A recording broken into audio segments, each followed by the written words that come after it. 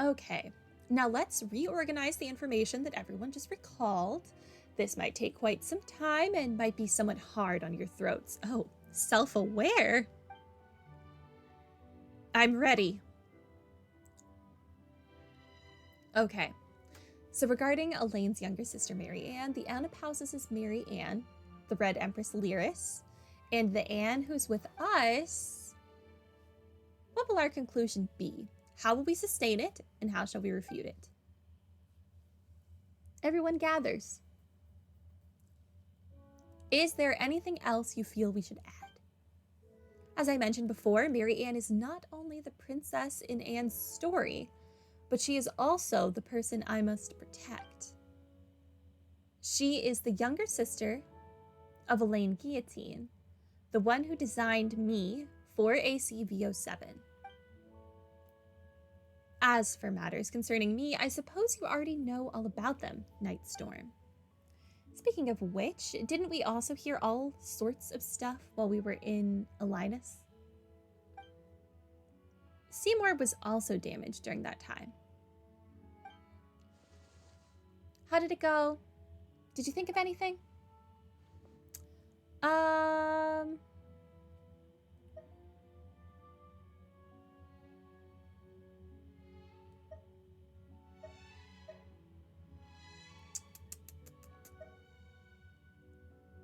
I guess let's just run through the list because I don't really know what they want from me here. So let's just start with about the damage to Seymour and Alinus. That's right, Seymour was damaged inside Alinus and Mamera's been taking care of him. To my shame, yes. Though I do not have such emotions, you can see it as me having lowered my assessment of myself. And according to Alinus, the battle that occurred within his body ended quite terribly. Evidently, that was the battle that damaged you. And it was an incredibly fierce one, but considering that you were damaged, then your master might have been. Common sense dictates that the fate of Mary Ann Guillotine, sister of Elaine Guillotine, was most likely a grim one. But this world is full of tales of loyal knights who exchanged their lives for a miracle, so you needn't grieve too much, Seymour. Seymour appears to have entered data fragment sorting mode out of pure shock.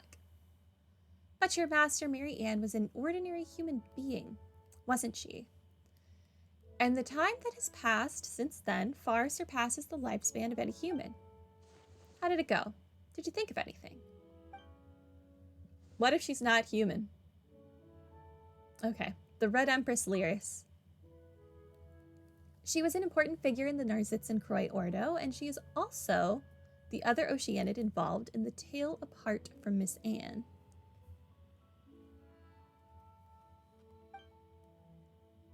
One of only 2 Oceanids, and we also just agreed that we believe there must be an Oceanid behind Anapausis. But her traits don't match those of Mary Ann we encountered. Could it be that Lyris's imagination was behind everything, even me? That's unlikely. Seymour mentioned that her intelligence was quite limited, so phantoms of this sort would be quite hard for her, similar to how an author would struggle to write a character more intelligent than themselves. In fairy tales, the kitten may dream of their living little master, but I fear such things don't happen much in real life. So, who is behind all this, and who in the world is that Mary Ann? How did it go? Did you think of anything? The Oceanid Anne. Huh? What about me? Again? We once suspected that you might be the person that Mary Ann dreamed of. So in your view, Mary Ann is the Oceanid behind the curtain, yes? I don't know. Well then, do you find the name Lyris familiar? She is, after all, the only Oceanid involved in this apart from yourself. If you mean the title Red Empress, then yes, I do have some impression of it. How did it go? Did you think of anything? No? The Mary Ann and Anapausis.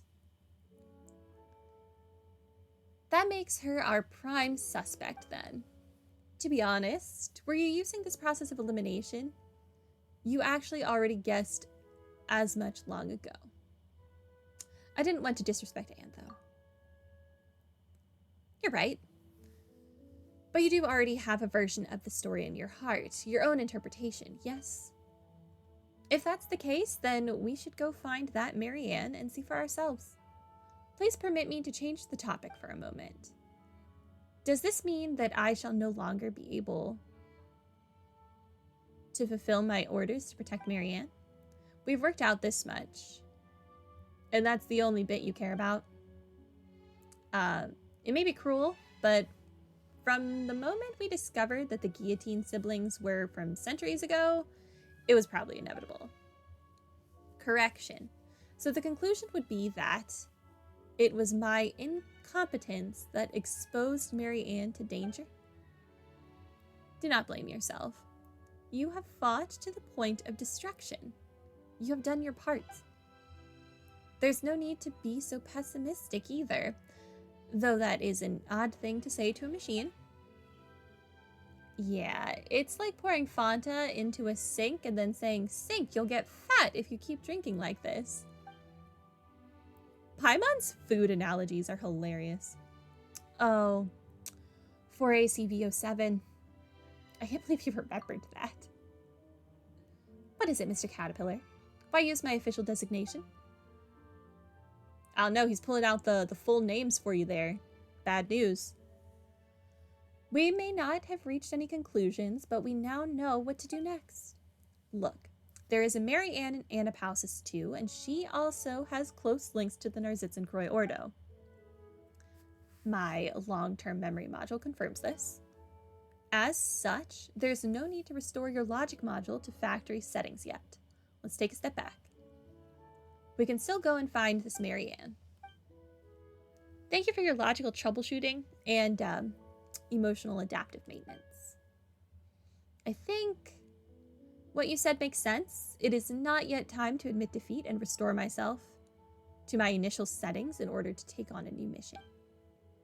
Yeah, that's right, you silly doggy. Okay. Let's leave things here for a while then. Once you're ready, we can continue. Why don't we go find this Marianne? Let's solve that mystery before tackling the Narzitzen-Croix Ordo issue. Sure. Uh-huh. I'd really like to figure that one out too. After all, it might explain where I came from. My logic module agrees that this is the correct course of action. So, shall we go there? Can you take me there? I don't remember how to get there. Head to the designated location. Would if I could, bro. Would if I could.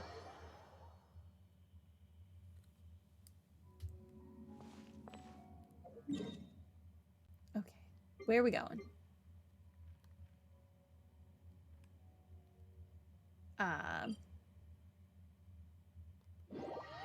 Sure. Oh, I'm underwater. Okay. I'm not underwater anymore.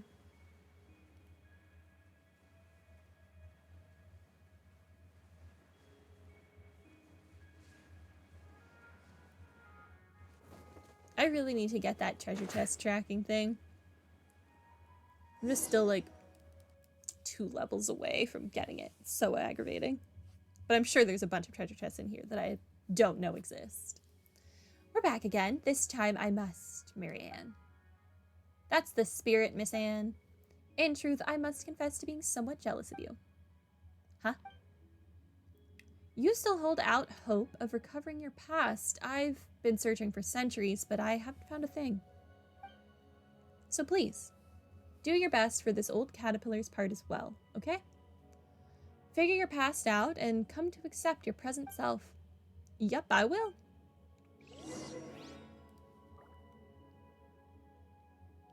I guess we're going in.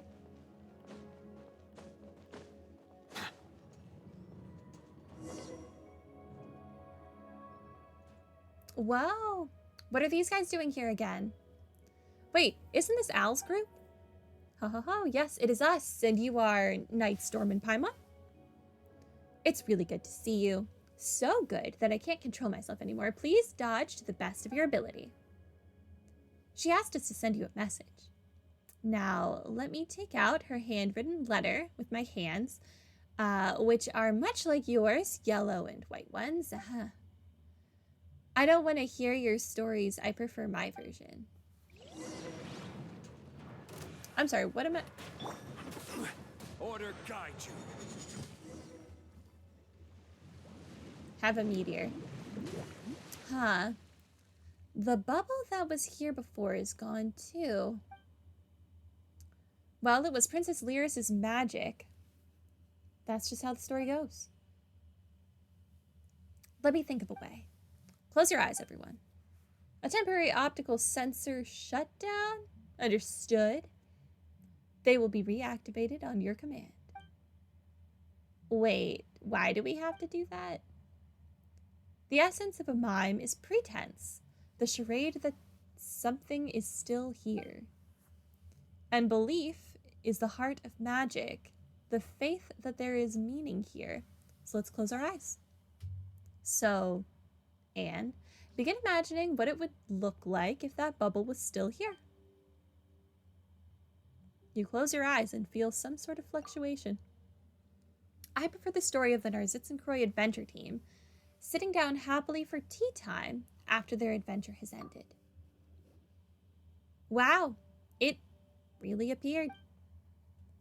The Ordo called this step the process of imagining something in such detail. Imaging? Yeah, imaging. I was about to say imagining, and I'm like, that's not quite right. Let's go over and have a look. Enter the bubble.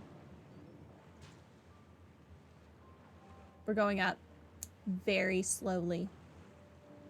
So slowly. Slightly faster now, I think. Picking up speed.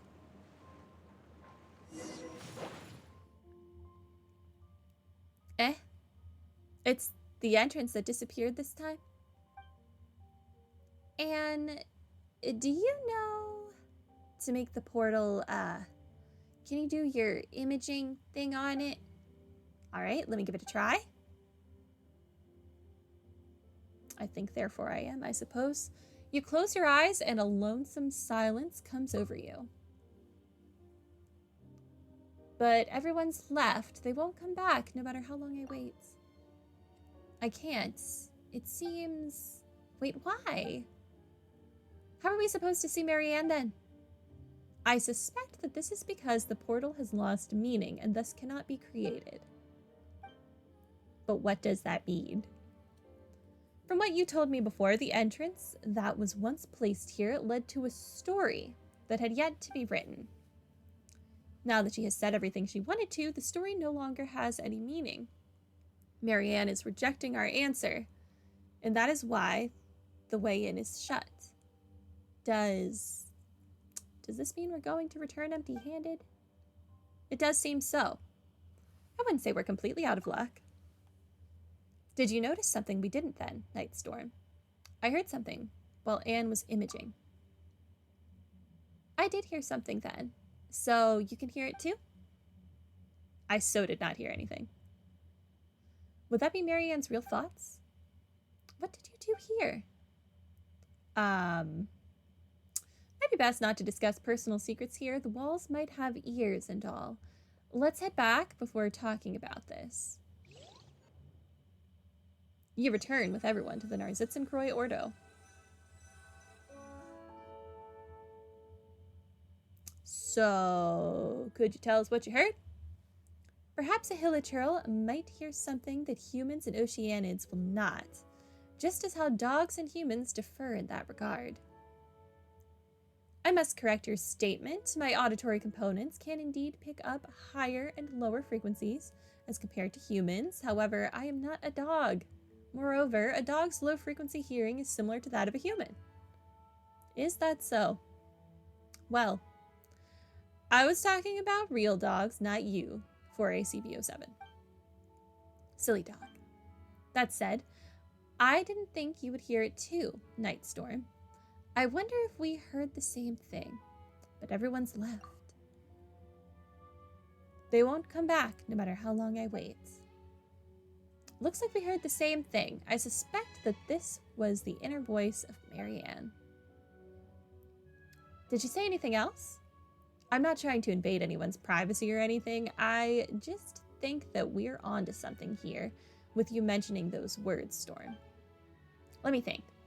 After that, I also heard something like, I prefer the story of the Narzitzen-Croix adventure team, sitting down happily for tea time after their adventure has ended. And then, I don't want to hear your stories. I prefer my version. Have you noticed something off about this, Storm? Please state your case. Let's think our own thoughts through first. Perhaps we really might be able to come to some conclusion. They're gonna word bubble me again, aren't they? Is this still the same quest, by the way? Search in the Algae Sea. It so is. Okay.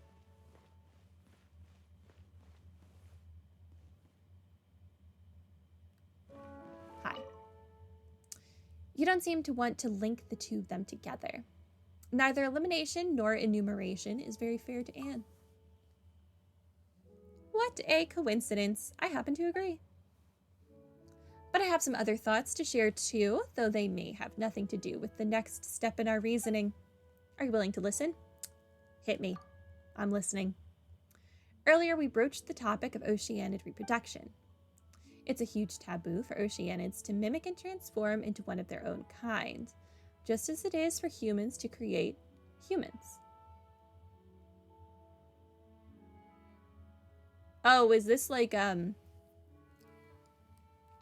think it's gold that made albedo using alchemy. Is that what he's referring to here?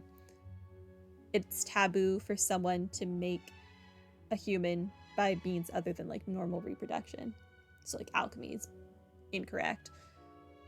Or how Farina or Focalor made the Oceanids humans. Interesting. But you see, humans can create humans through love. Go, pursue eternity, not through mystery, but love. What if, by some chance, this mysterious method of oceanid reproduction is accomplished through imagination and mimicry? Perhaps their regret or remorse gives birth to a thought. And as they imagine the path that could have been taken, a new oceanid is born. That's a very interesting idea, I suppose. We'll never know. After all, it's a secret passed down amongst oceanids only. In any case, we'll begin once you're ready. Pretty sure I could just go ask Niv yet. Sure, let's begin. Then let's begin. Word bubble me. The talkative Marianne. Marianne, who wove a fairy tale without an ending. She refused our visit, but she mentioned her memories from the Narzitzen-Croix Institute. It sounded like she was waiting for everyone to return to the Institute ruins. Ooh, that gave me 2 new word bubbles. The memories of waiting in the ruins. Hello, Betty. Welcome to stream. The person who once waited within the deserted ruins for everyone's return was Lyris, the former director. Another new word bubble. Director Lyris's memories. Marianne has Lyris's memories. Okay. I'm doing pretty good. How about you? The memories of the Narzitzen-Croix Institute. The only person who grew up in the Narzitzen-Croix Institute and has a matching background is Marianne Guillotine. Another new word bubble. Marianne Guillotine's memories. Marianne has Marianne Guillotine's memories.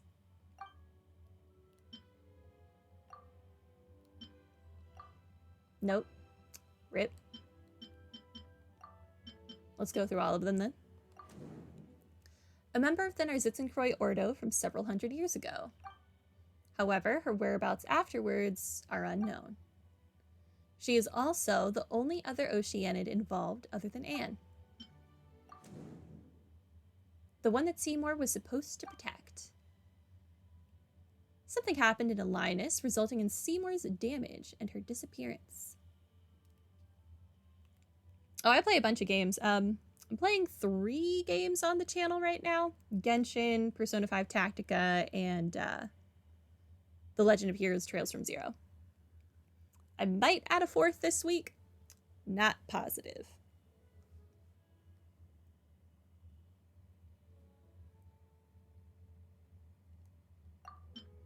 This morning, I do not care about what Paimon ate. Okay, what do I want to associate? The question is, who is Mary Ann? This one. With this one. Mary Ann is that younger sister. If so, then Mary Ann is Mary Ann Guillotine. They have the same name and matching memories.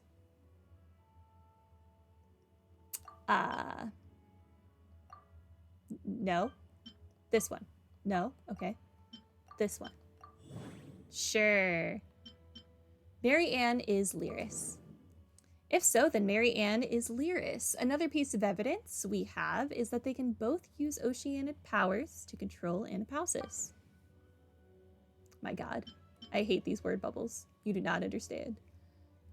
Associate this. Sure. The identities are contradictory. But how can she be both people at the same time? Lyris's abilities. This must mean that Lyris and Oceanid probably has special powers. No.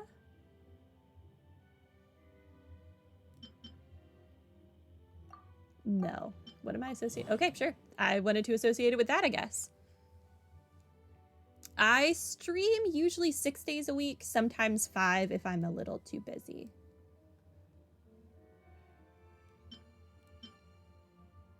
But the day I take off is usually completely random. Dissolving the personality at will.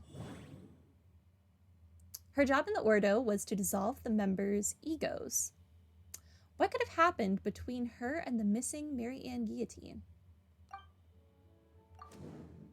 For some reason, Lyris dissolved Mary Ann Guillotine's personality. And afterward, their wills, now mixed, began to dream. They dreamed of a simple world where the princess is saved and the evil dragon gets killed, while the heroes are always pressing onward. Thus, Anne and Mary Ann were born. Submit conclusion.